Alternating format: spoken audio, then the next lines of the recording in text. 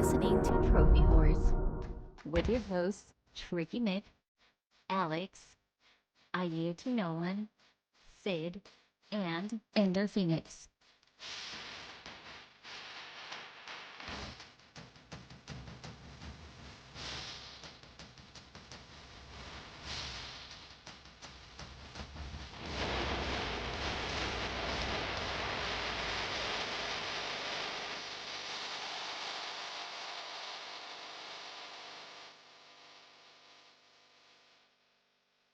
Hello, everybody, and welcome to Trophy Wars. This is episode 701. I'm your host, Chicken Mick, alongside with me, the man, the myth, and the legend, and he's getting his Astro on.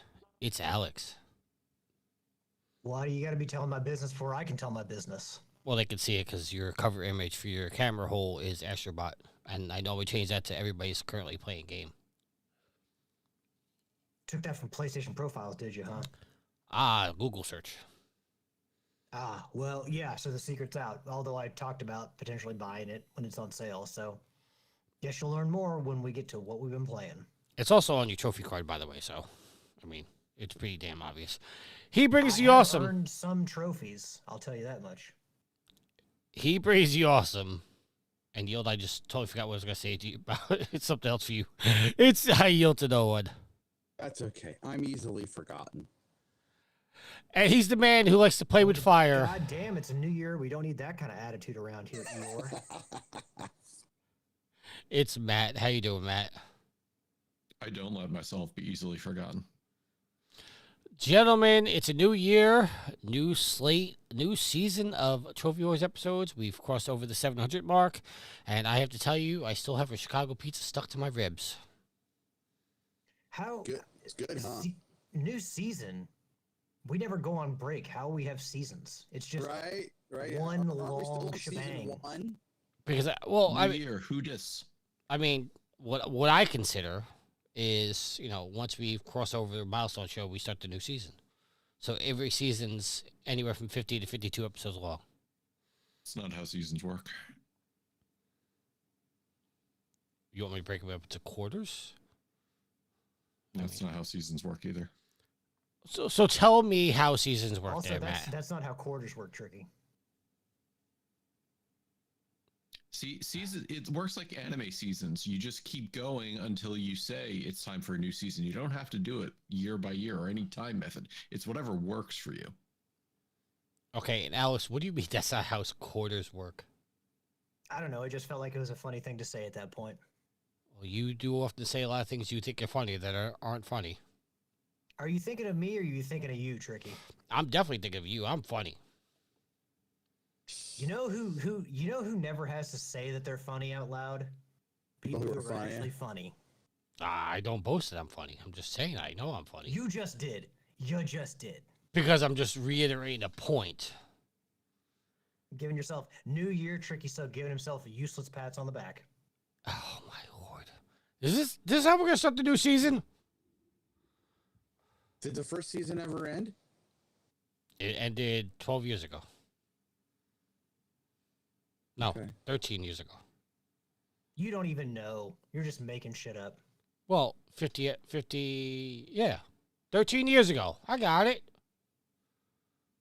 Well, really? So they don't have a 13th floor at the Sedgwick Hotel. But wait, do they have it? Wait, They don't is have, there a 13th floor on the Sedgwick? they don't have 13 floors at a lot of hotels. I know because of superstition, but does the Sedgwick? I can't remember. I don't think it does. Thought I was gonna do a sweet Ghostbusters reference, and now I gotta double check myself because I can't remember. No, I don't think it does. Well, you just screwed us, Tricky, because you said 13 out loud. You don't want to say 666, but you'll say 13 like it's nothing, like you're breathing fucking air. Oh my god, this is the way we're gonna start this shit.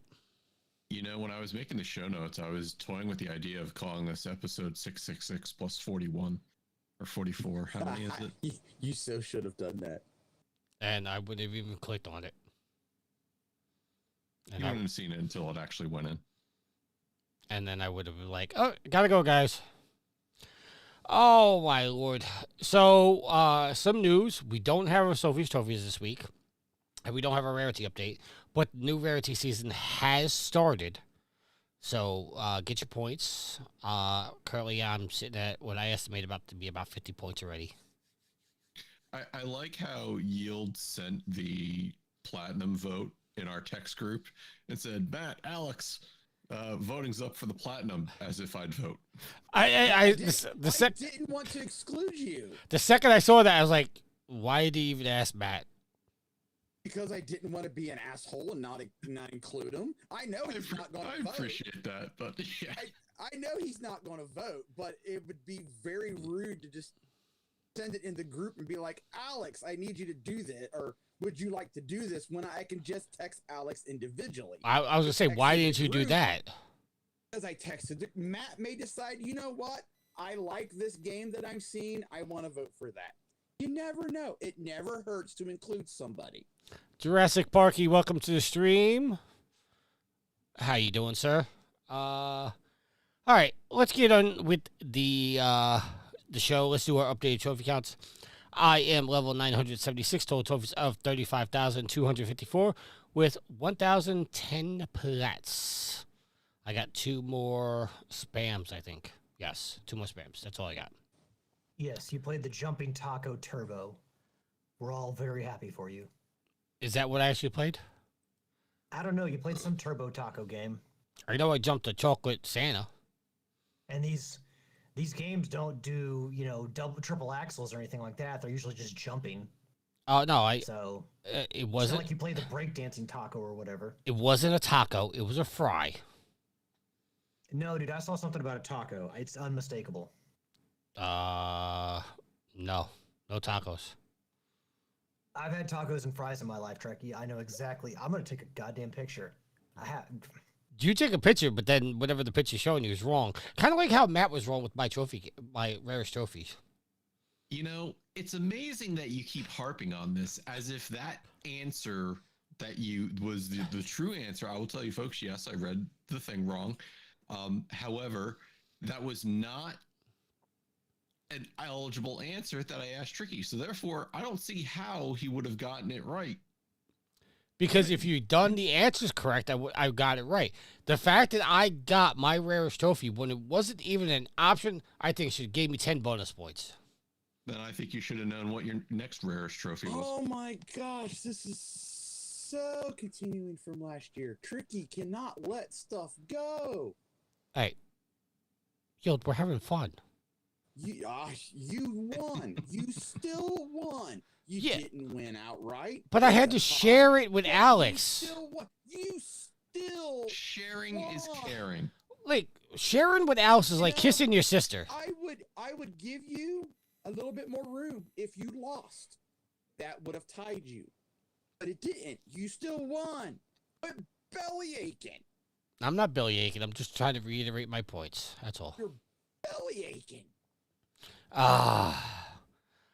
Alex, what are your trophies, sir? Well, I had them up, and now I'm back to playing Astro Bot since you were belly aching so much. Oh my God! See, level 530, total trophy count of 11,079, platinum count of 204 in 203 games.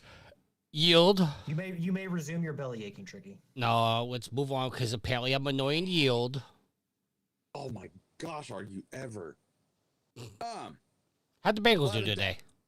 I don't know. I didn't watch the game. I watched the game in a few weeks. I'm gonna look them up. Well, I know what the score was, but I didn't watch the game. So anyway, now I got it. My phone went to sleep. 539 is my level with 11,610 trophies and 224 platinums. Matt. Level 223, 1,360 trophies. And how many plats, sir? You know how many plats.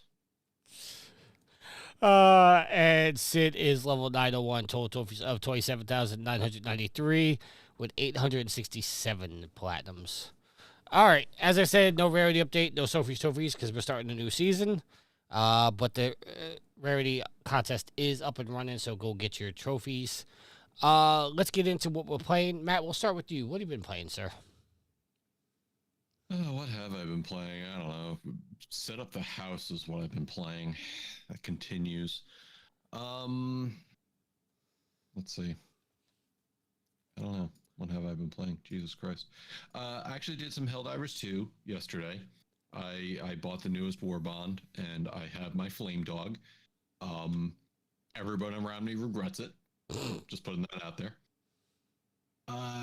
Also, I've been playing some Arc Raiders with somebody special. Maybe they'll talk about their experience without me influencing anything. Played some more Arc Raiders, more like Shark Raiders. Am I right? No, I haven't played yet. I don't know. There's a whole lot of sharks. Origami 2, the Ninja Stealth action game, a little bit of Gunfire Reborn. I went back and I started playing Dispatch. I went through chapter 3 of 8 on my second playthrough. And essentially what I'm doing is I'm going through this version and I'm just choosing the opposite of everything that I did on my first playthrough, just to see how it goes out. So it kind of makes me feel bad because it's like, I normally wouldn't make that decision, but I really want to see how this goes. So I'm doing things, and my guy tends to be more of an asshole this run, making different choices as to like who gets cut from a team, and ultimately it'll be interesting to see how it kind of goes through at the end, and I'll be interested to see what really happens. Played some more Battlefield 6 with my brother-in-law. We both picked it up on the Steam sales, and we got into a couple rounds. And it was funny because I jumped into a game he had already been playing, and I jumped into my Discord, and he was being a recon sniper on top of a building, and I spawned on him, and he got killed by a chopper. So I rezzed him, and he got killed by a chopper again, and I rezzed him again. And then I got killed, and he didn't do anything. Wow. So finally he joins Discord and I go, "You asshole." He goes, "What?" I go, "I rezzed you twice." He goes, "Oh, you're already in my game." I go, "You don't even know who's rezzing you? Tunnel vision idiot." So he played a couple rounds, had a couple wins, had one really heartbreaking loss because we failed to capture all the flags at the end and we just ran out of tickets. And I've also gone back and I did buy it on Steam, and I've been playing Lego Horizon Adventures. So I not much. I didn't get much farther than where I got through on my PlayStation Plus playthrough. So I'm looking forward to doing more of that. But a lot of this week was getting the house set up. We had installed a new toilet. We got the TV mounted and the entertainment center completely set up. So I didn't have a lot of time for games this week between getting back to work and getting the house in order. Is this the second toilet that you've installed? No, that was the same one I talked about last week. Okay. I was going to say, there's a lot of toilets in your house that need fixing. Well, maybe people from last week didn't hear. And I was going to say, maybe you need to stop clogging them up. We wouldn't have to replace them so often. I'm not the one shoving my foot in there, Tricky. Oh my God! I still don't even know where the hell that came from. When you said you shoved your foot in the toilet. From your own lips, Tricky. I don't even remember why did I stick my foot in the toilet? I don't know. That's what we're trying to figure out. Why do you stick your feet in the toilet? What was the context of why I said I put my foot in the toilet? I don't know. That didn't stick with me. Tricky, we're rational human beings. Why would we ever think of rationalizing sticking our foot in a dirty ass toilet? All right, I'll put it out there because I need to know this.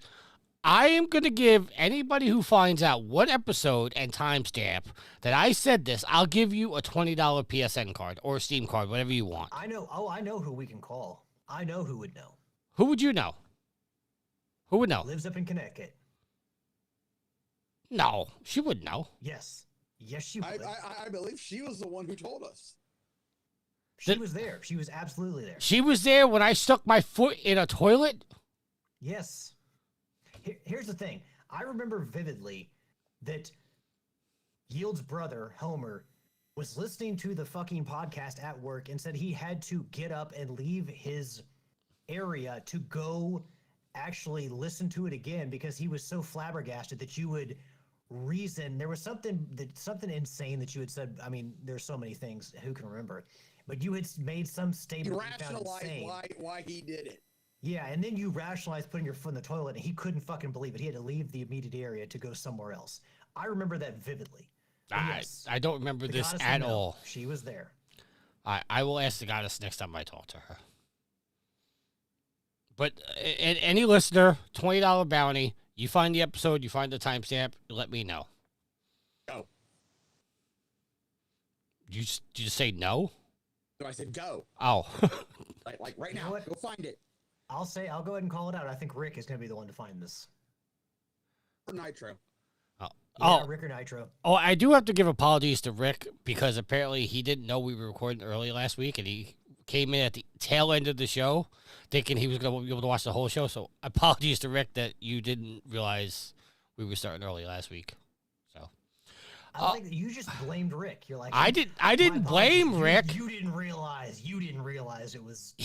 No, because he sent the message saying I didn't realize you guys were starting out early.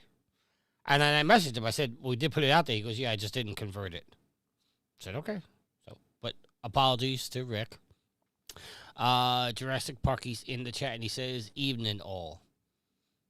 All right. What up? So, we were, Matt, you were done, right? Yes, sir. Okay, let's move on to Alex. Alex, what have you been playing, sir? finished. It doesn't matter what you were playing. Finished out the available war bonds and I was going to say Killzone in Helldivers. Got all the Killzone stuff. Got Really, Yield? the Python Commandos. I finished out the Frosty Fest in Rocket League and just continuing with that season. But as has already been, the news has been broke. I started playing Astro Bot, and I'm actually almost done with the game. I have played the shit out of the game for the past 4 or 5 days, and I've gotten through. I'm through all the galaxies. I have to beat the final boss, but I've beaten all the galaxies. I've gotten most of the lost galaxy planets done. I still have to do the golden statue, and I still have to do the grand finale. But and just like clean up some random trophies. But for the most part, I'm pretty much all the way through the game. So, and I think that playing this game, like, you immediately realize a couple things. One, it's really good. So, like, the Game of the Year stuff is legit. But also, you kind of immediately understand why Sony has so much faith in Team Asobi. Because, yeah, I mean, if you wanted more Astro Bot in, like, somehow even better than, I mean, Astro's Playroom was really good, but, like, this fully realized game is pretty damn fun. And I don't want to kind of, it's like the thing that we talked about, like people talked about with Okami. It's like it's so Zelda-like, or Darksiders is so Zelda-like. But a lot of games like this, you can just kind of, after growing up with Mario games, you're just kind of like, okay, yeah, like this kind of feels like playing a Mario game, which kind of does it a disservice, because I do think that despite how much credit we owe to the Mario series for our enjoyment of games and kind of like the gaming industry as a whole, realistically, there are some games that I think kind of are better than Mario. Like, they do it better than Mario. They're just, I think, more fun, better overall games than Mario. So, like, honestly, Banjo-Kazooie. I would rather play Banjo-Kazooie than Super Mario 64. And Astro Bot. If we're going to compare the most recent one, I think Astro Bot's a better game than Super Mario Odyssey. Now, I mean, Galaxy, Super Mario World, Super Mario Brothers 3, those are all kind of untouchable. But, this game, despite the fact that you like the bosses, it's like, hey, you do the hit them 3 times and their weakness, and you're done with them. There are just some kind of tropes that carry over from Mario that you just, without even like thinking about it, you're just kind of like, oh yeah, this feels like this. So, but no, I mean, it's a really good game. A lot of creativity, a lot of really creative planets, lots of fun power-ups, boss fights, very impressive, fun, creative, really well-designed bosses, really cool designed bosses, and a lot of levels in boss fights. There's like 5 or 6 main ones, but a lot of the levels actually have, like, you don't want to call them mini bosses, but bosses at the end. And as someone who loves boss fights, kind of my highlight of a lot of games, I think Astro Bot really delivered in that regard. So just a lot of fun all around. Honestly, no real complaints. I thought I was going to have an issue with the gacha machine because I thought I was going to have to grind out coins to buy all the little bubbles. But honestly, before I even fought the final boss, I've got like so many more 1,000 coins than I actually need to buy everything. So actually just going through the game naturally, going back and played a few levels to clean up some collectibles, got as many coins as I needed. So really, My only real complaint is I think like some of the little Astro Bot like characters who are modeled after other people, like say Aloy and Nathan Drake and Kratos and Sly Cooper and Ratchet. You know, there's some. I wish there was like. I feel like they forgot some bots. They left some out that they should have given credit to. Like I'm only missing maybe 10 bots, and I have yet to see a Twisted Metal bot. You're missing. Kind of seems You're missing like a that lot should of be in bots. there. What? You're missing a lot of bots. What do you mean I'm missing a lot? You're missing a lot of bots. You haven't done any of the DLC. Oh, okay. Well, I don't know. I still need to figure out where to find those, but I know it comes with it. Like it should come download automatically with the game because it was patched in for free. So I should have them. I just need to figure out. Maybe after you beat the final boss, they appear. Maybe, I don't know.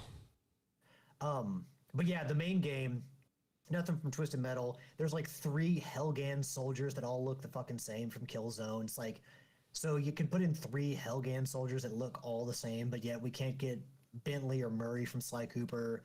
There's no Clank. There's a Jack, but there's no Daxter. So, I mean, really, that's a small complaint because it doesn't really divert from the game and how fun it is. All of them are in the game, Alex. What's that? All of them are in the main game. What do you mean all of them in the main game? You said there's Jack but no Daxter. There's a Daxter in there. I literally have like 296 out of like 305, and I haven't seen one yet. I promise you it's in there. All right, well, we'll have to see. But one thing I want to do want to bring up is Tricky. You were mentioned, and I think we can talk about these because I think there's been enough time. The levels after the boss fight. So you fight the boss, the main boss, and then you unlock one of the special bots. One of them is Nathan Drake, another one's Kratos, and then you play another level after that. Tricky, you had a specific question about these levels, and I'm assuming it was these levels, like something about marketability of them. And now that I've played them, I kind of. Do you remember what your question was? Yeah, it was along the lines of if they can make. I hate to phrase it this way, but like if they can make Astro Bot themed games like that, do we want to play them? Because obviously, like when we play, I don't say Batman, like Arkham Asylum or City or something like that, we play those games and those are like a AAA game. But then when we play Lego Batman, it's kind of like a dumbed down kiddie version. Like I think with Astro Bot being able to move over and become Kratos, become Nathan Drake, that Sony could pump out games like that, and I think they would sell. But those would just be Astro Bot games. Like you pretty much after you like play the game, or like what was the description for the Platinum Trophy basically tells you there's going to be another Astro Bot. So these levels would just be included in that. You don't need like a separate game. I mean, I guess like you're thinking is kind of like, hey, there's like Lego Horizon, so kind of like that. But you would just put those levels in the next Astro Bot game. You don't need a separate game for those. But my question is if they did put out an Astro Bot themed Uncharted, would that be marketable? That was my question. Not that like you personally would play it, but I'm saying if they were to put out like a full game, or even like a Lego length game, where it's just go out into the PlayStation Studios world, but you're playing as Astro Bot, are those marketable? That was basically my question. No, I don't think they would be, because part of the charm of Astro Bot is they cram so many references all into one space. Like when you find the Elena bot, she's on top of the submarine that you find in the first game, and it's got like the PlayStation like sacred symbols on the side of it. So a lot of what you play in those levels is just crammed. This is like piece by piece taken from the series and crammed into one level. A whole level, like just going through like the first Uncharted as like an Astro Bot character, I think would get a little old and thin. I think the reason they are so much fun is because it's in the Uncharted one, they give you pistols that you use to shoot reskinned enemies that look like pirates. In the Horizon one, you get like a bow and arrow like Aloy, and there's a tall neck walking around, and there's enemies that are kind of like more robotic than in other levels. But I think they're a nice change of pace from the other levels, and like because they're just short one-offs, I think they work pretty well. But a whole game of those, I don't think works nearly as well. You would just rather play an Astro Bot. Okay. What's the fourth one? I forget. The first one is It's Uncharted, God of War, Horizon. What no, was the fourth? no, you missed one. The first one is Ape Escape. Ape Second Escape. one is God of War. Third is Uncharted. Fourth is Loco Roco, and the fifth one is Horizon. Oh, there was 5 of them. I only remembered 4. Yeah, because there's 5 galaxies. Okay. It's been a while since I played it. Good luck. It did come out in 2024. I'm just gonna say good luck with the last mission. That shit took me like a month and a half to do. I mean, that's fine. I mean, they do kind of with the I can't exactly think of one, but like the little galaxies where it's like based on the sacred symbols, the X, the square, the triangle, and the circle. Like all those little small platforming sections kind of prepare you for, I guess, one longer run. But I mean, don't get me wrong, I screwed up a lot in those, but you know, The last mission, you know how you do in the sacred symbol levels? The last one is but it's awful. just like it's kind of like the end of Mario Odyssey. Like Well, they put together everything, or like I think they did it in Mario Galaxy as well. But they put everything you've learned into one giant run. Yes. And it gets frustrating. Oh no, I mean I get it. Like the sacred symbol levels themselves, you know, there were 4 in each galaxy. Like those got frustrating as well, but some of them I blazed through in one try, but others it took me, you know, a good 10, 15 minutes. So I mean it happens, but you know, you just kind of gotta grin and bear it and get through it. Grit your teeth. Yeah. Good luck with it. And for any trophy hunters out there, apparently they just released a new stack for Astro Bot in the Chinese version. So if you want to get the trophies again, there you go. Let's see how rare the plat is. Oh, it's already common. It's not worth it to me. Yield, what have you been playing, sir? Played some Helldivers 2, got into the Killzone Warbond, and then very quickly finished it. So that was a very short Warbond, but still been playing some Helldivers 2 to earn up the 400 super credits needed for the double freedom gun when it makes its way back around in the superstore. Played some original Helldivers. A couple of buddies still need a few trophies to get the platinum for that, so I was helping them with a planet defense. And unfortunately, we weren't able to win that defense, so we'll have to try again.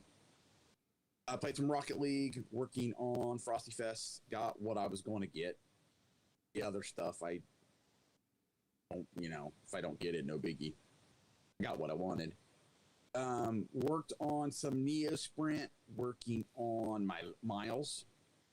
And I have spent the bulk of the week, or really the last couple of days, getting back into Roadcraft, working on my latest map. That's really been it. All right, and I've been playing a bunch of different games. Obviously, I've been playing some Division 2.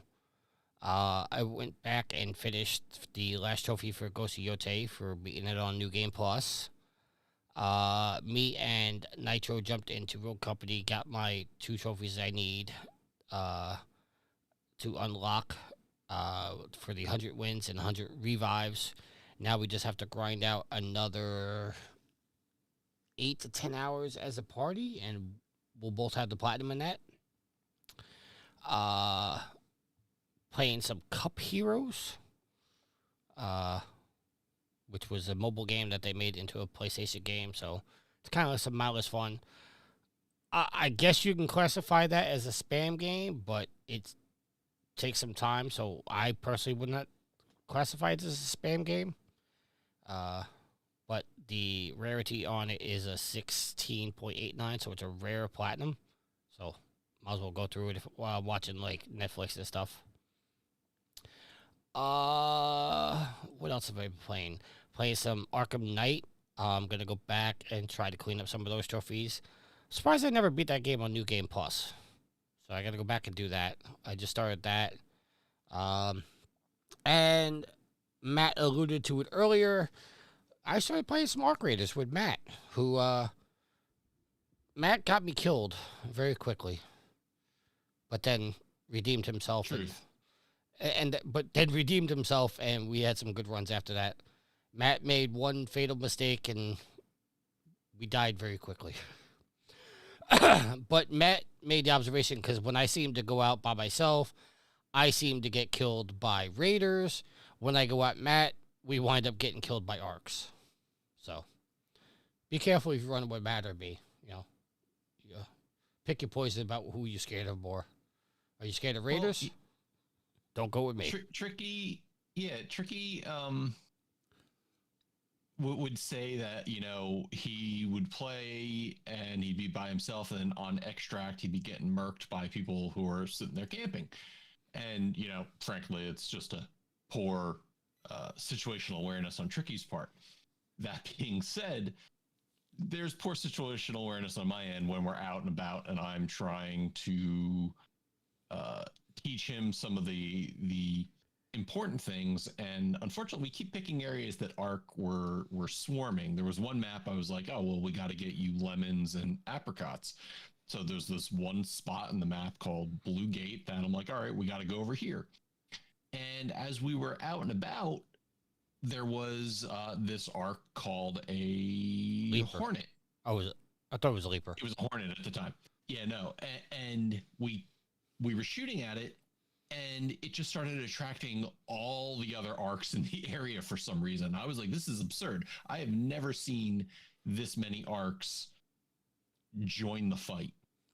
And we just kept fighting until, yes, a Leaper decided to join. And if you don't know what that is, it's a giant four-legged mech that jumps on you and explodes. So it was like, all right, well, we were doomed to die that round anyways. And I don't know, Tricky, what are your impressions on the game thus far? Well, we'll get into one of my worries later in one of the topics. I saw you put it on there. I like the game. To me right now, it's a little repetitive because, you go out and you do one mission, you come back in, it gives you another mission, and you have to go do this. I'm enjoying myself, especially when I get to go out with other people, because I've also played with Dex when he's not taking his kid fishing. Dex gets your priorities together. Running Arc Raiders with me is more important than fishing. Wow, I figured one of you three would jump on me for that. Of course, I'm joking. Yeah, I like the game. It's just, and I liked it when I played the beta. The problem I have with it is I can't get my proximity chat to work. So, like, when somebody's coming up and I'm saying, listen, just let me extract, or hey, be friendly. When we were running to do one of the missions the other day, Matt, like, two guys ran right by us, like, hey, good luck. There's a bunch of mechs over there. It was very friendly, I like the proximity chat with it. It does help. I got to get mine to work. I don't know what I'm doing wrong. And unfortunately, that's not anything I can do because your setup on the PS5 is different than what I do on the PC. Yeah, for some reason, it's like my mic is open. Everything is good. It's just, it shows that my mic is muted, and I don't know why. And then there's a thing in the game says, "Hey, scan this QR code, and it'll bring you to a page." I did everything on the QR page said the QR code page said to do, and it's still not working. So I don't know, but I did dig out a headset, a proper headset, because I was talking through the microphone. So maybe that will help. Maybe it just doesn't let you do microphone voice chat. I don't know, but I'm enjoying the game. I've gotten 77 of the 51 trophies so far. So, one of the trophies is you have to extract 100 times. And now that I have the trophy list up, let me look up that trophy. Oh, there's a trophy for In the Nick of Time, which I asked you to look up, Matt. It's safely returned with less than 5 seconds left in the round. So, that's gonna have to be timed out good. But other than that, I'm doing good. I like the game. Gonna keep playing it more. And that's it.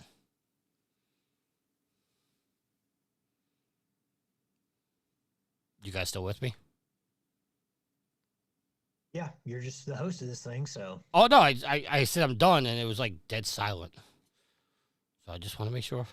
I was hoping I didn't lose you guys. All right, so that's it. That's all I've been playing, I think. Yeah, that's it. Other than jumping a chocolate Santa and some French fries, not a burrito, taco, whatever the hell Alex said earlier. So at this time, I'm gonna throw the show over to Matt for this week's topics. All right, well, I hope you guys like better topics than what we had last week, because that was, a little depressing for our 700. So we got some new articles this week. First one coming up directly from goodoldgames.com. And basically the news here was that the Good Old Games is basically getting resold back to Michael Kaczynski, who was one of the original ones who came up with the program and the distributor. So basically what happened is they released an article. It says, what does this mean for you? And it's basically saying that, DRM free is more central to GOG than ever, and that your library stays with you. If you didn't know, CD Projekt had a significant stake in GOG, and now they're kind of like divesting in it, and that's why it's going back. But the article does say that they will keep their relationship with CD Projekt, and that they will continue to host games on GOG, and that if you're a GOG patron or you donate to support the preservation program, which is that program where people kind of pay in to make sure older games are preserved and kept alive in a playable state. So they have an FAQ where they said that, Mikhail, who's the original co-founder, and also a co-founder of CD Projekt, acquired GOG from CD Projekt and will continue operating as GOG, a distinct company. A lot of people were kind of saying, well, this is a weird way to release the article to tell everybody. It kind of was like, is there something more to this? And I don't know. You can only go by what's in the article. So that said, all I can say is it's interesting. I worry about a financial future because CD Projekt was, a pretty significant portion of it. But I don't know, Tricky. I know you really don't have much. You have more stake in the PC distribution side than either Alex or Yield. So I'll go to you first. Oh, listen, as long as Project stays red, I'm good with it. Wow. What up? Really? Well, we can see the jokes haven't changed in the new year. yeah. So about being funny, how's that going for you? That was funny, okay? I don't hear any of us chuckling. Because you and Alex didn't even get the joke until Matt chimed in. CD Projekt Red is the name. Yes, Tricky, we got it. We were just dumbfounded that you would consider that like. Oh my lord! All right, Jack Handy, deep thoughts. Matt, please move on. Yes, Matt, please get us out of Tricky's graveyard of a joke.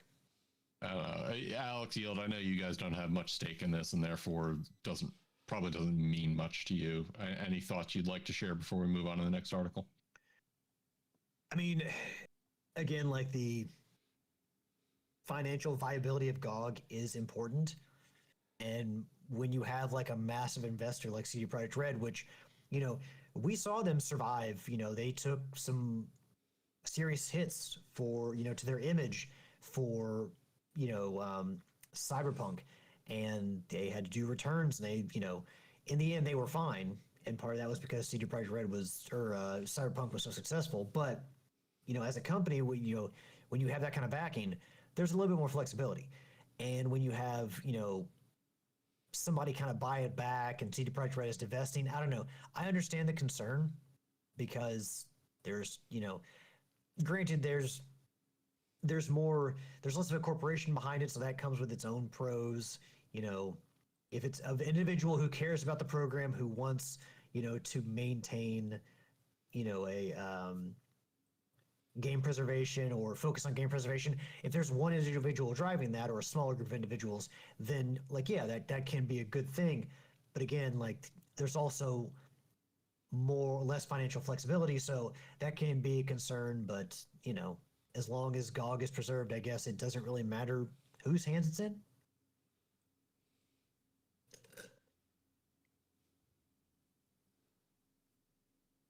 And Yield, I saw your tumbleweed gift, so I assume that means you don't have very much that you want to contribute. Yeah, so. no, I was reacting to Tricky's. No, that tumbleweed. text. That tumbleweed was a response to me. Okay. I'm all for preserving older video games. I just hope that going out on your own and not having a big company there to back you and keep you afloat. So like you were saying, I hope there's a, some financial there somewhere, because I honestly, I'd heard of GOG through talking about it before, but it's not something like I am very familiar with. Dex has entered the chat, so welcome, Dex. I'm glad to see you're not, fishing. Dex, you missed the portion where Tricky bitched about you fishing instead of helping him learn arc raiders. Yes. All right, moving on to our next article. Steam has released their top selling games of 2025. And what they do is they kind of give a best of the year in a couple different categories, sorted randomly, but they split them into platinum, gold, silver, and bronze. I won't go into all of them, but just some of the standouts. It's got things like Silk Song and Kingdom Come Deliverance 2 and Monster Hunter Wilds, Borderlands 4, but a couple other games, including EA Sports Football Club 26, because it's football. And Tricky, did you know New Jersey is hosting the World Cup in 2026? I did, and I'm definitely not looking forward to it. Neither am I. When you work for who I work for, it's a very big concern. And when you work for who I work for, it's a concern as well. People are coming from all over, so Yep. good luck to us both. Dex, I'm not reading that on the stream. Of note, in the platinum category, a game called Schedule 1. This is how do I put this? You guys remember back in high school playing on TI-83, playing Mafia Wars and Drug Wars and all that fun stuff? It's basically... I was more of a fan of Redneck's Revenge. Okay, that one I didn't play. This, you literally play a drug dealer, and you go and you build your empire, starting from a mule up until you're hiring people and growing and dealing in drugs yourself. It literally, there's 172,000 English reviews, and the game is rated overwhelmingly positive on Steam. So that was just one of the standouts. Let's see, gold, you got Doom the Dark Ages, Dispatch, Call of Duty Black Ops 7, Split Fiction, Assassin's Creed Shadows, Stellar Blade, which, if you guys remember, was that horny PS5 game that transferred over to the PC, and I'm sure modders are having a field day with it. Let's see, silver, you had games like Repo, the first Berserker Kazan, Outer Worlds 2, Spider-Man 2, Peak, which is that climbing game where you climb mountains and weird areas with friends, Metal Gear Solid Delta, Final Fantasy VII Rebirth. Bronze brings us titles like Blueprints, Escape from Tarkov. Let's see, Tempest Rising, which is a real-time strategy game, Ninja Gaiden 4. A whole lot of bronze games. Anyways, so it's been a good year for 2025 with games selling plentiful on PC. I don't know. Does PlayStation do anything like a 2025 year-end review? Yes. They do something on the blog. Okay. But maybe we can find that. I think maybe they're going to Whenever be. they make it. I think they're going to be suing Steam though because they're still on their platinum, gold, bronze, and trophies ideas. Those aren't trophies. They are just the number of sales that they made. I also want to put this out, and like I'm not saying this to hate, but does it seem weird to you, Matt, that Expedition 33 is in the gold section and not the platinum? No. No, because if you also look down, Persona 5, which version of it? Jesus. There were like 20 versions of Persona 5. Yeah, but every other game that was nominated for the Game Award Game of the Year is in platinum section, except for Expedition 33. Persona 5, the FanX is down in bronze. I see what you're trying to get to, Tricky. However, sales do not denote Game of the Year. I know, but I'm legit not trying to throw shade. I'm just. Sounds like you're trying to throw shade, guys. Sounds like it. Oh my God! Here we go. You ask them to go. They're going to anything to put me down, especially Alex. You're the least occasionally has my back. I didn't even say anything. I'm catching That's true. stories. Yeah, Alex was quiet on that one. That's because he was petting his cat or something. The cats are nowhere near me. They're both downstairs. Yeah, if you were listening in the beginning, he kicked Cosmo out because Cosmo was being an asshole. Oh, that was the asshole comment. Got it. they didn't even pay. See, I just came in, hardly paying attention, doing something else, and I knew what was going on. Alrighty. Guys, any thoughts on this? Tricky put in his. Just want to give you the opportunity. Good. Okay. I do have we're playing DLC. I did start Dispatch, but I got like 10 minutes in, and then I got into a voice chat with Joe and Kawhi last night and stopped playing because I wanted to listen to the story. So I just started Dispatch. Yes. We'll talk more when you have a chance to get later into the story. Yeah, I not that like this is a context for or I don't know how to phrase this. Not that this is like a reason for anything, but the reason I started playing this game is because I started seeing a lot of YouTube shorts and TikToks of parts of the game, and it got me interested in it. It's definitely, if you like superhero stories, this is a good superhero story. So, all right, we'll check it out. Alrighty. Next article coming from bbomb.com, which is a interesting site I've never seen before. The Tricky talked about it a little earlier, and I brought it in as a topic because this has been something the people have been talking about arc raiders for a little while. They wonder how matchmaking works. And for those of you who still may not be aware, that Arc Raiders is a game that's PvPvE, meaning you and some friends can drop into an area, and the PvE aspect is you fighting these robots called arcs, computer-driven, AI-controlled enemies. The PvP aspect is you drop into maps with other players, and players could be friendly or they could not be. They could shoot you and take your shit, but you could just as easily do that. And what the Arc Raiders developer boss finally confirmed, people thought that this may be the case, is it uses kind of like an aggression-based matchmaking. So as you play more, what it does is it takes your actions into consideration, where if you're being aggressive and maybe shooting other players before even really getting a chance with them, well, then it might start matching you with more aggressive players, making it more to the point where if you're friendly, maybe it puts you with more friendly players. So I thought this is a unique way that it's not so much skill-based, but behavioral-based matchmaking. And I kind of like that aspect of it. So if I want to start getting in more PvP, I start doing that, and it takes that in consideration in future matches. Tricky, you said you wanted to touch on this when we hit the article?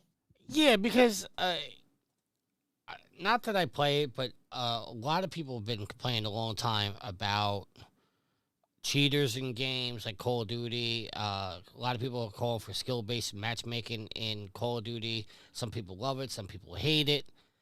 I was more interested in your guys' opinions about this because And I don't want to speak for them, but I would assume that like Yield would shy away from this game because one of the things that Yield has said about the division is, he doesn't like the idea of the Dark Zone going in and then getting killed before you extract your loot. This is an every time thing. Like Arc Raiders is basically like the Dark Zone at all times. So I was kind of interested in your opinions on like what do you guys think about this and saying, okay, if you're friendly, you're not really trying to kill anybody, then we're going to put you with those type of people. But I also feel like this could be exploited in somebody going out that's a really aggressive. They go clean for I don't know, just a number like say 10 to 50 games, and then they finally get into a game where everybody's friendly, and then they just go and murder everybody. Like, there's people that can take advantage of this. So I was just more interested in Alex and Yield's opinion about this before we go on to you, Matt. Do you think this is good? Because, this could make the game more enjoyable for people that are just trying to play casually. If it works, I mean, it's a neat idea because, if you're not an a-hole and you play a game a certain way, it would be nice to be grouped that way because, like you said, I shy away from those types of games because that's not how I play. And Alex?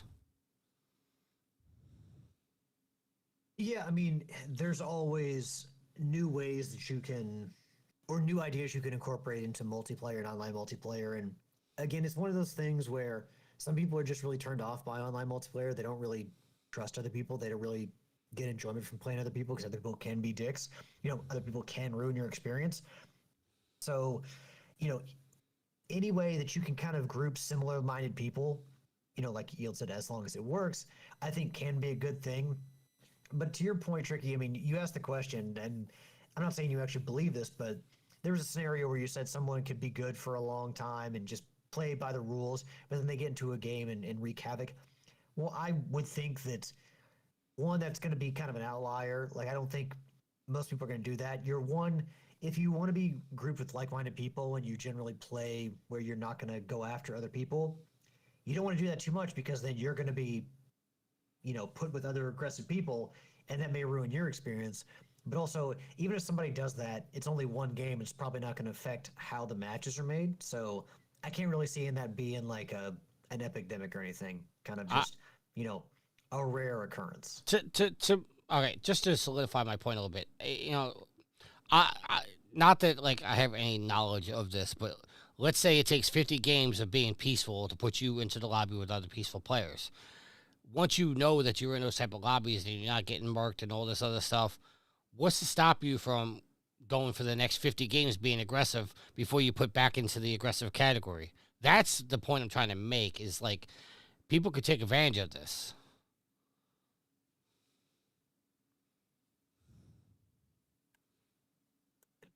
I don't think they will.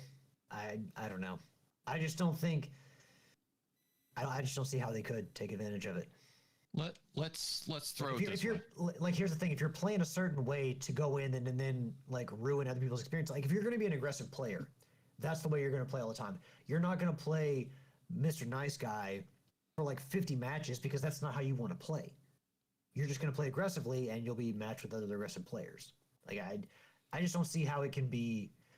There may be flaws with the actual matchmaking, but it doesn't make sense for people to play the opposite way they actually want to play just so they can fuck with other people on a larger scale. And honestly, like, I know there's no known way to figure out the algorithm. So you can't say whether it's just going to be 50 games or something, because as a player, you have to go off instinct. Like if you suddenly find you're in a match and you're finding a lot of friendly players, then you're like, okay, now's the time. Who knows? Maybe that algorithm takes more than just 50 matches in. Maybe a change in behavior is detected and they revert you back. I don't know. And you've seen it, Tricky. You can't judge anybody. Yeah, you don't know what you're going to come up against in other matches. Like, you may think, all right, now's going to be the time. I'm going to go in and wreak havoc. And you go in and somebody starts wreaking havoc on you. You don't know what others have, not until you kill them. So it's a risk. It's a risk reward. And just like any other game where there's player versus player, you have to figure out how you're going to play the game. And Alex's point is you're going to play the game the best way you want to. If you're truly trying to game it and be like, I'm going to do this and be in so that way I can finally murk somebody, to what end? In hopes that maybe they have something. Well, it's also the point that I'll make, and I know I'm stretching with this. Okay, let's just be clear, but under my scenario where you've been a good boy, now you put with all the nice guys, let's just say you turn the corner, you say, I no longer want to be aggressive. I want to play with all the nice guys. And then somebody comes in to your game and they kill you, and then you kill them in just in self-defense. Like, are they going to yank you back to the aggressive people? Like, that's the whole thing. It's like, if somebody's attacking me, obviously I'm going to defend myself. So I don't want to be labeled aggressive because I'm defending myself. So there's got to be some kind of definition within the algorithm. And I don't think it's 50 games. I think it's got to be a longer period, obviously, especially if you're going from aggressive down to friendly. Now, if you're in friendly matches and you're being aggressive, I can see you getting put into the aggressive games a lot quicker. But if you're going from aggressive down to friendly, I think it's going to be a longer stretch. So, I don't know. Dex in the chat says, I don't think it would be that reactive, Tricky. It's not like, oh, you shot No, another person, you're going to the, I don't think it's gonna be one game. I'm just saying, like, I'm just simply saying, like, I wouldn't want to be penalized for killing somebody if I'm defending myself. So I would just say, like, if this is the way they're gonna go, which I have no reason why they believe that they're not gonna go this way, I'm just saying there's got to be something in the algorithm that detects, well, I didn't shoot the first bullet. I'm just defending myself. Otherwise, I think there's a fault with this. That's how I assume it works, because frankly, if it's doing aggression based, if you're shooting back because somebody shot at you first, that's going to be taken into account. I would hope so. All right. Dex in the chat says, I think the risk of losing your entire loadout is where trust issues form. I feel like the amount of times I've been in a game where people pretend to be friendly, then shoot you in the back makes you cautious. And then in response to you, Alex, he says, I don't know, Alex. I'm 50-50 depending on what I'm trying to achieve, whether he's be aggressive or friendly. And then he says, also, if you go to fill in a party and one of those guys starts going off shooting, you kind of have to follow suit because otherwise you'll get popped, which is also true. And like I told Tricky when I was training him, you talk to people. He's like, "Hey, I'm friendly," but you don't put away your gun. Like, you don't prove you're friendly by putting away your gun. You prove you're friendly by not shooting the other guy first. And yes, there are people, and there always will be people who turn around and say, "Yeah, I'm friendly," and the second you turn their back, they unload on you. You have to have your head on a swivel with this game. Dex says never put your gun away. I agree. The only time I put my gun away is when I'm trying to run faster, because Matt taught me that. Thank you, Matt, for teaching me to run faster. Good job. I'm a fat guy, so I need to learn how to run faster. Wonderful teacher. I don't know. All right. You with those hornets and leapers. Well, I taught you how to take them down faster. Not my fault you can't aim. Yeah, okay. As you're crawling next to me dead. Well, it's the best time to teach you when I'm down and I'm not worried about myself. Dex says he's proud of me. All right. Moving on from GoNintendo.com. Guess what? Bowser has finally been defeated. That's right. Chief Operating Officer Doug Bowser has left Nintendo after more than a decade in multiple leadership positions. I can't talk tonight. So if you remember, Doug Bowser came in succeeding Reggie Fils-Aimé, who took over as Chief Operating Officer of Nintendo America for the last couple of years, and he has now left. So succeeding him is Devin Pritchard, a 19-year veteran of the video game industry and longstanding member of the Nintendo of America leadership team. In addition, Satoru Shibata is joining NOA as Chief Executive Officer. while continuing his roles as managing executive officer and corporate director. So there's a couple of shakeups at Nintendo, and obviously Bowser has, he's kind of overseen Nintendo through the Switch 2 launch, making sure everything was going there all right here in America. Really not pushed out, not like some other people like past executives at Sony. And we wish him a good long whatever his next thing is. Doesn't go into whether he's moving on to something else or retiring, but hopefully he finds some satisfaction in what he did here, especially torturing Mario and Luigi. Tricky, any parting thoughts for Doug? Peace out. Short and sweet. Yeah, I mean, I was never really a fan of him. I kind of hoped Reggie would stay around a little longer. But, you know what? That's not even fair. I can't say that I'm not a fan of him. I just don't know enough about him to really form an opinion. Like, Reggie's who I know. You know, other than him having the same last name, as, like, Bowser, I really don't have an opinion on him.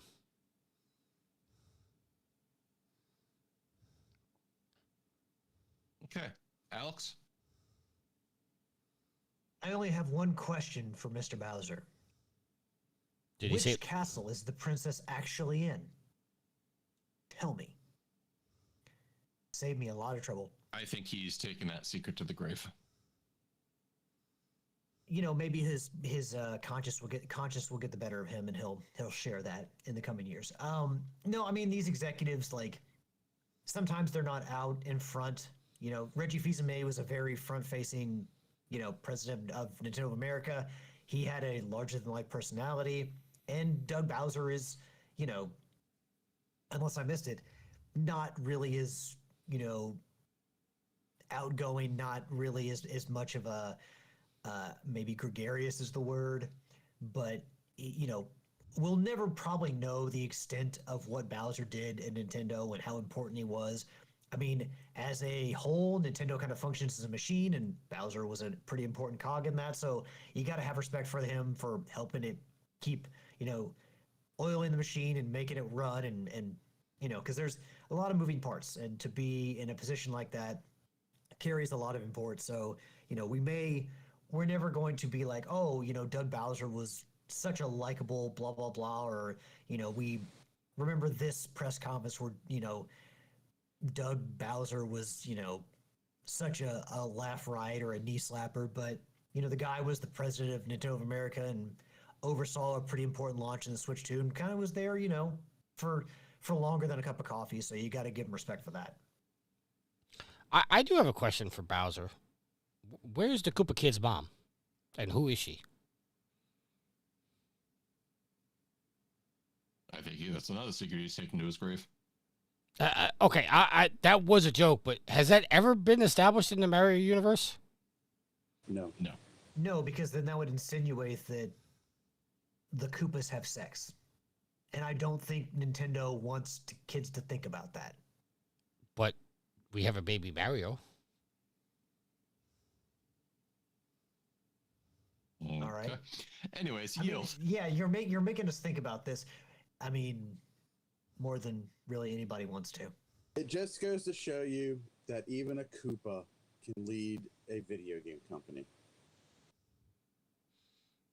Wah, wah, wah. That wasn't a joke.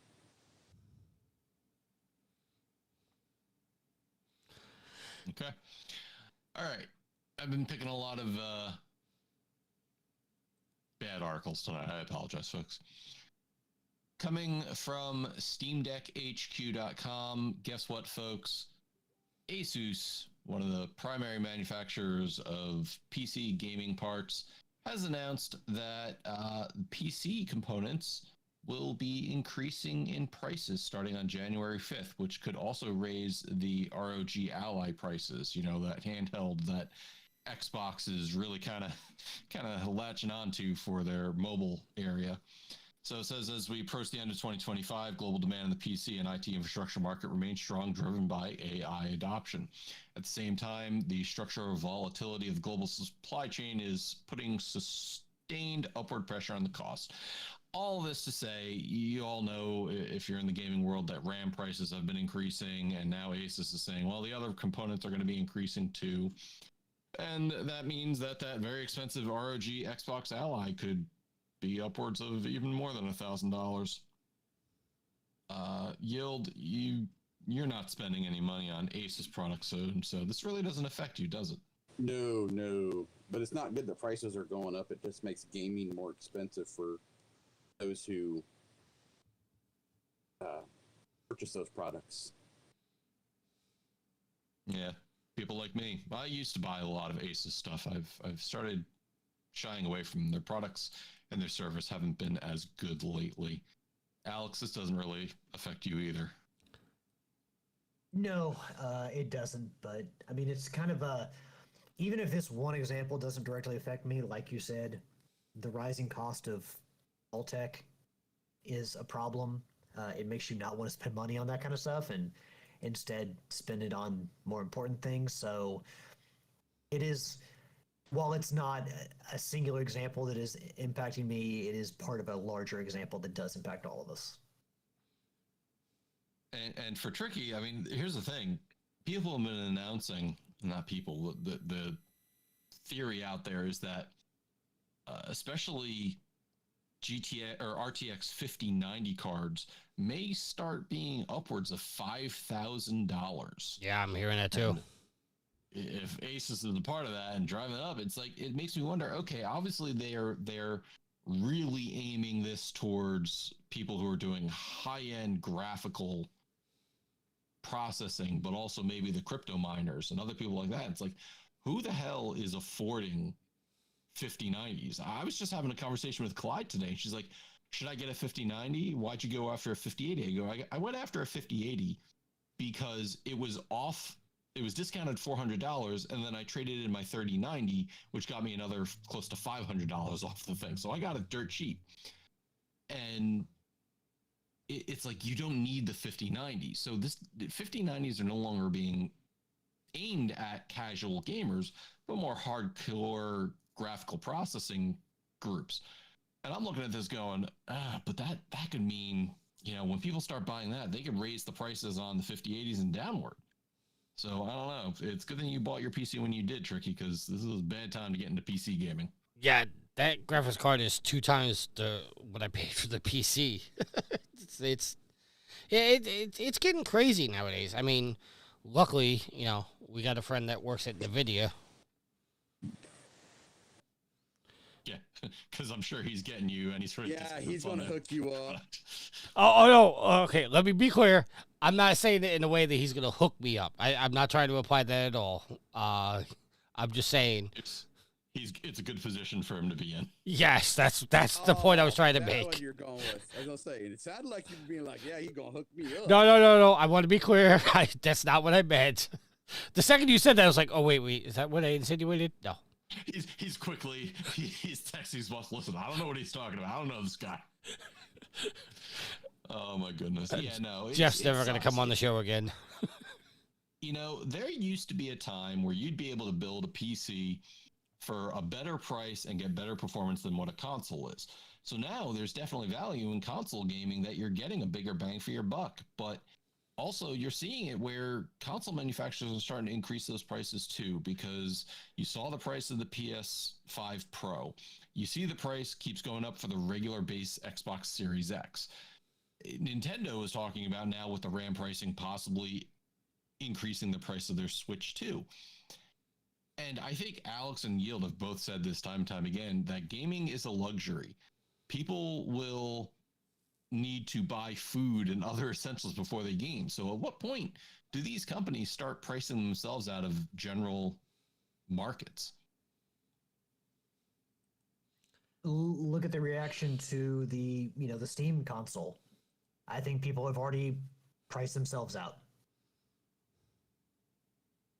It's not a if, or it's not a when thing. I think it's already started. And also I think that it's a question of how bad does it get before prices can come back down. I don't think prices are going to come back down. This is the first console generation where prices went up. Well, then I hope, guys, you have a deck of cards. Everybody's got a deck of cards at the house. Good old solitaire never lets me down. I hate Dex. What did Dex do? He left a question. Okay. Well, it's a good time. We'll get into questions. Time to check my social media, yeah. Do you have it up, Matt, or do you want me to read it? No, go ahead. He says, which is the best style of pizza, Detroit or Chicago, and why are they both better than New York style? Well, they're not. I don't know. There's much more for me to address there. Alex. You know, I personally, when it comes to pizza, I prefer less bread. So, you know, Detroit and Chicago style are not like usually what we get for our inventory shifts where we're there for like 10, 12 hours counting shit is they'll get Jets, which is just Detroit style pizza. Again, a thicker bread. I'm not a big fan of that. So I'm kind of out on that. I'm more about the toppings and the cheese and yeah, the sauce. Honestly, like the bread is just kind of the vessel that gets everything to my mouth. So. And Yield. Never had a Detroit style. I think I've had a Chicago before. You know, big pizza, a ton of toppings in between, or a thick pizza with a ton of toppings. So I'm okay with that. I'm not a fan of the ultra thin crust, gigantic pieces. It's not my thing. Okay. Matt, a Detroit style pizza is basically like a grandma pie, right? Not a grandma pie, a square pie, right? Yes. The biggest difference I can tell with the Detroit style pizza compared to a regular Sicilian is there's more sauce, and I think like the cheese is put on the layer first, and then sauce goes over the cheese. According to Google, it says Detroit style pizza is a unique rectangular pan pizza known for its thick, airy like crust, crispy caramelized cheese edges called fricco, and sauce typically applied in stripes on top of the cheese, creating a buttery, chewy interior with a crunchy exterior. Yeah, so I take that and I look at that versus a Sicilian, which is just a Sicilian is basically thick crust. Right. Detroit, it's a style of being made. So I don't know. I prefer Sicilian over Detroit any day. Honestly, like I always thought people would mess with me with Detroit style. I've never heard of Detroit style pizza. I've always known it as Sicilian or a square pie, or rectangle pie, whatever you want to call it. I'm not even gonna justify this with an answer. I like New York pizza is the best pizza in the world, hands down. Dex says, "Don't worry, Aussie pizza is a margarita with an egg cracked over it." That can't be true, is it? First I've heard. Something tells me Alex and Yield would eat that, though. Alex, Yield? I mean, I would. Would you eat that? With an egg cracked over it? Like, I want to. Is a margarita with an egg cracked over it? I want a cooked egg. I don't want a raw egg. Oh. He's not lying. I just Googled this. He's... Okay, I'm going to send you guys a picture of this, because he's not lying. Hold on, I got to find an actual picture of it. We can move on to our topic of the week.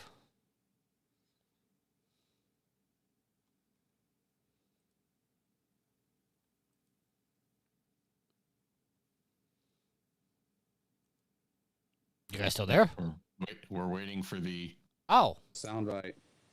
Oh. Shit, my bad. Toe. Topic of the week. Well, fine then. Fuck you, Matt. That's my bad. I'm sorry. I was trying to get the picture. was very confused. All right. So guess what, folks? In another win for gaming preservation, the PlayStation 5 ROM keys have been leaked, making jailbreaking potential with boot ROM codes. Coming from Tom's Hardware, there is an article here talking where, according to the cybersec guru, an unpatchable problem for Sony. These keys cannot be changed and are burned directly into the APU. The only way the company can invalidate the leak codes is replace the chips on yet to be manufactured units, meaning consoles that are already in the wild could possibly take advantage of future jailbreaks stemming from the use of these leaked codes. Why is that a big deal? Well, go in over to IGN, where they talk about an article where physical copies of largely forgotten Star Wars racing game are selling for hundreds on eBay, following reports that the title allows you to jailbreak the PS5. So if you know anything about game preservation, also some people call piracy, is you take a ROM, you use the game keys, and you basically sideload like a program or maybe an OS on a system that has been hacked, and it allows you to run games that maybe you didn't purchase legally. Well, it seems like the Star Wars Racer Revenge is one of these copies that allows you to inject the code or run, sideload this program. And that's making it so that way people are buying up the copy so that way they can use it to continue their game preservation. And it's just interesting because Nintendo faced a similar problem a number of years ago where somebody basically did like a fuse bypass on the original Switch console, and there was no way to firmware it out. You couldn't patch it out. So what ended up happening is Nintendo released Switch version 2 with a bigger battery, which had this problem patched out. And, like the article said, is Sony can't do anything about the units that are out in the wild, which means you're potentially going to be seeing used PlayStation 5s going for much more than what they were sold at launch. So that's just something to take into consideration. And given enough time, any console is going to be cracked. It's inevitable. But for it to be a fatal flaw that you can't patch out, that's very interesting. I don't know. Your thoughts, Yield? I find it funny that an old game jailbreaks the new systems. What are the odds? Yield? Or not Yield. Alex, sorry.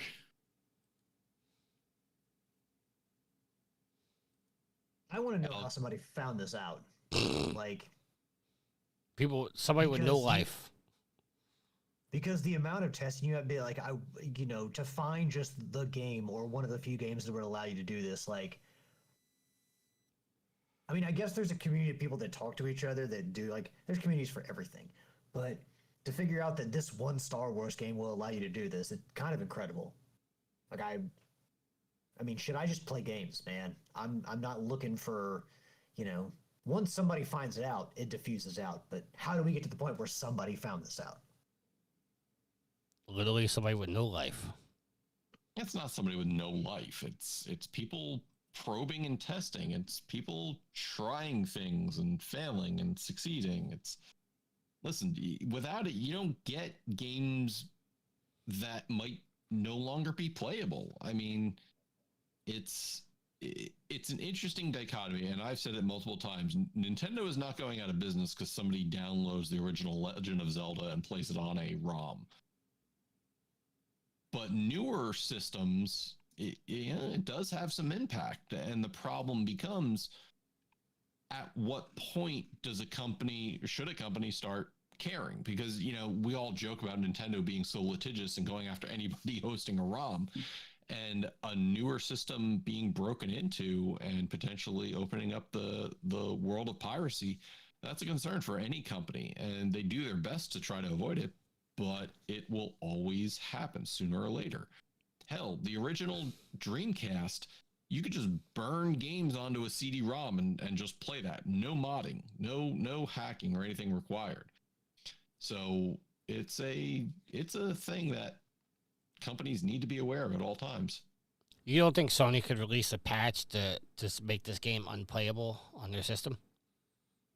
To make the game unplayable, they could be. However, the problem is it would have to be in a bootloader setup, because the way that these hacks work, you don't even touch, you don't get into the main operating system to make these things work half the time. Listen, is this possible? Yes. But I don't know if I necessarily believe that this is unavoidable on Sony's part. I'm pretty sure Sony could probably do something to stop this from happening. I watched a video today on social media where they said basically the only way Sony could do this is to change out the chip that's in the PlayStation 5, but every existing PlayStation 5 that's out there is vulnerable. I don't know that this is unavoidable. I think Sony could definitely do something to avoid this. Now, I said, could Sony release a patch to make this game unplayable? I think that would be unfair to people who legit own the game and are not trying to hack the game. But I'm sure Sony could do something like if they did release a patch to, stop the game from being played, that they offer the DLC or the digital download of the game for people. I don't know. Like, I don't know what to say about this. It was like, yeah, I'm half joking when I say this is somebody with no life, but to go through this much testing to find out a way to hack the system, that it seems pointless to me. That's my 2 cents. Pointless, but I also think you don't fully comprehend that world. It's not pointless to that person or that group. Oh, no. To them, this is important. This is what they do. I get it. I'm not trying to like shame them and saying like, oh, you got no life. I'm just saying like this takes a shitload of testing, unless somehow they got it in like the first 10 games they've ever tried, or hey, let me try this idea, and this takes a shitload of testing, and this is some obscure game. It was Star Wars. What game? What game was it? Do you remember? Star Wars Racer or something. I already forgot, and I'm already off the article. Star Wars Racer's Revenge. Racer Revenge. Yes. Yeah, and this is a 4 title. So yes. I don't know. Like I'm not trying to insult anybody by saying they got no life, but this takes a shitload of testing to do, and it's shitty that this has been found. And Sony obviously has not made an official announcement saying, "Hey, we're gonna patch this out" or anything like that, right? They haven't responded in any way. Not to my knowledge. So yeah, all right. Yeah, that's my 2 cents. And listen, my thoughts are always that game preservation needs a way. This is not the way. Everybody is so quick to be able to get that first crack, be like, I'm the one that did it. And there's some value, and Sony has to combat that. It's just the way it is. I, again, have no problem with older game systems that are no longer making games available for you to be able to play being cracked, because that's what game preservation is about, making sure games can be played forever. And we're all caught up in this corporate speak in terms of service and licensing and things like that, that it really harms the consumer, that we put out our hard-earned money for something that may not exist one day. So that's what I think on it. Alrighty. Are we gonna land the ship now, gentlemen? Land the ship. Alex, your shout out, sir. Your shout out to the listeners, the fans, the fuel to the fire. There's Trophy Whores. Episode 701 is in the books. Thank you all for helping us get to 700 and beyond. Brand new year, and yeah, not a new season, just more Trophy Whores. which is the way we like it. So thank you all for your continued support. Shout out to my co-host, Matt Yield Tricky. Shout out to Will, who does our artwork. Thank you, sir. And last but not least, give a shout out to my awesome and loving girlfriend, Ashley. I love you, hon. It's going to do it. Yield. Shout out to Matt, Tricky, and Alex for recording this evening. Shout out to all the pimps and the madams of the Whoredom for listening, downloading, hanging out with us. Shout out to everybody who showed up in the chat tonight. Yeah.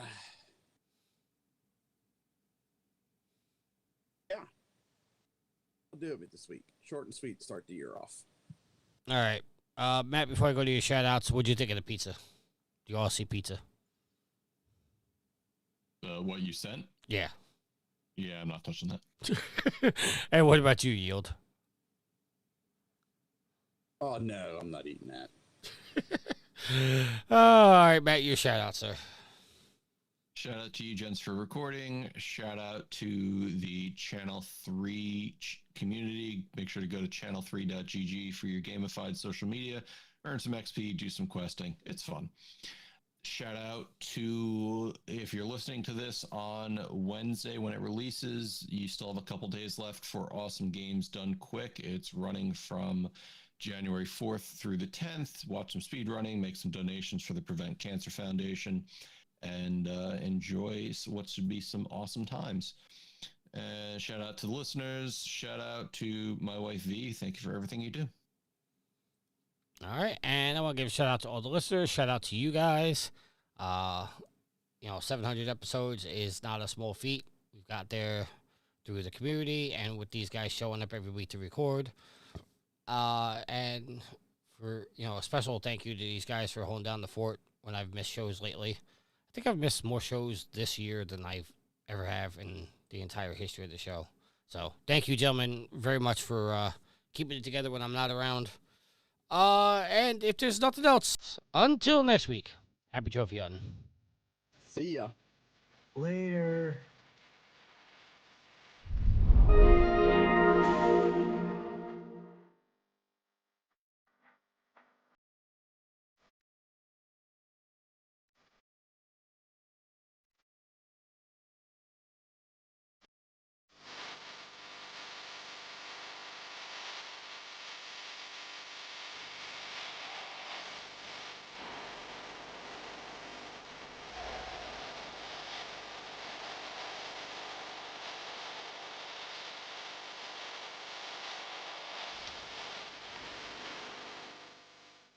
The theme song is Venus by the band Eden off their album Zenith. Permission granted by the band and 12th Stone Records. You can find them on Facebook by going to www.facebook.com/EdenPhilippines.